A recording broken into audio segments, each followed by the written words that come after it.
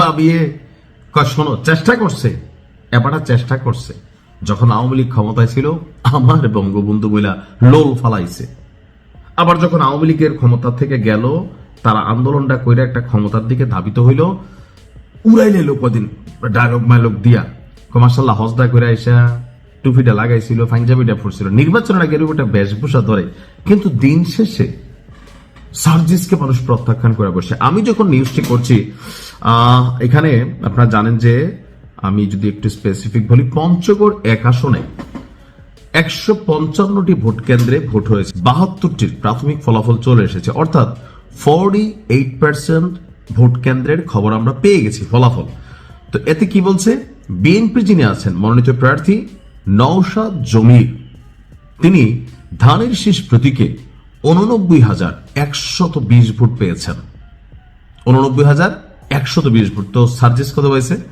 তার নিকটতম প্রতিদ্বন্দ্বী জাতীয় নাগরিক পার্টি উত্তরাঞ্চলের মুখ্য সংগঠক 11 দলীয় জোটের প্রার্থী সার্জিস আলম শাপলা প্রতীকে পেয়েছে 71,570 ভোট।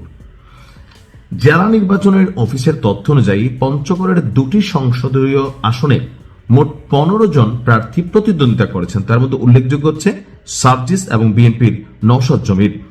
এই এলাকায় টোটাল ভোটার হচ্ছে 4,58,807 জন এবং ভোট কেন্দ্র 155টি।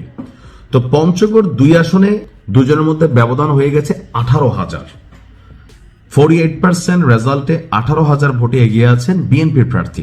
তাহলে বাকি যখন 52% ভোট কেন্দ্রের রেজাল্ট আসবে, আপনি চোখ বন্ধ করে মনে করতে পারেন যে এখানে আপনার আরো সার্জিস প্রায় 30 থেকে 40,000 ভোটে হারবে। কারণ প্রেডিকশনটা হচ্ছে কি, যে ধরেন 100, 150, 200, 1000, 2000 এরকম প্রেডিকশন থাকলে আপনি একটা আশা করতে পারেন। কারণ কেন্দ্রগুলো হয় কি, যে প্রত্যেকটা এলাকায় 2-1টা থানা মিলা আপনার এই নির্বাচনী আসনগুলো হয়। সো যে এলাকার কথার কথা, যেমন ধরেন 2টা থানা, একটার নাম এ, একটার নাম বি। এখন দেখা গেছে যিনি এ, তিনি হচ্ছেন বিএনপির একজন প্রার্থী, তিনি এ এলাকার। তো বি এলাকাতে তিনি তেমন ভোট পাবেন না। আবার যিনি বি এলাকার আছেন তিনি এতে ভোট পাবেন না। বাট এই ভোটের ব্যবধানটা খুব বেশি হয় না। কিন্তু যখন আপনার দেখা গেছে 72টার মধ্যেই প্রায় 18-20 হাজার ভোটে সার্জিস পিছিয়ে গেছে, বাকিগুলোতে সে পিছিয়ে যাবে।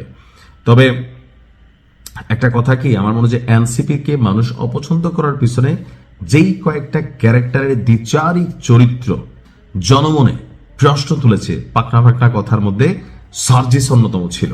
কারণ ও যে আওয়ামী লীগ সরকারের সময়রা কিভাবে মিশে গেছে, কিভাবে লোল টোল ফালাইছে, কিভাবে স্টেটাস দিছে, আবার এই মানুষগুলাই যখন সরকার পরিবর্তনের পর বা এই আন্দোলনের মুখ্য নায়ক হিসাবে ভূমিকা পালন করছেন, কপালে কপালে ডিবি হারুনের অফিসে কিন্তু বিরিয়ানি টিরানি খাইয়ে স্টেটমেন্ট বদলাই ফেলছিল।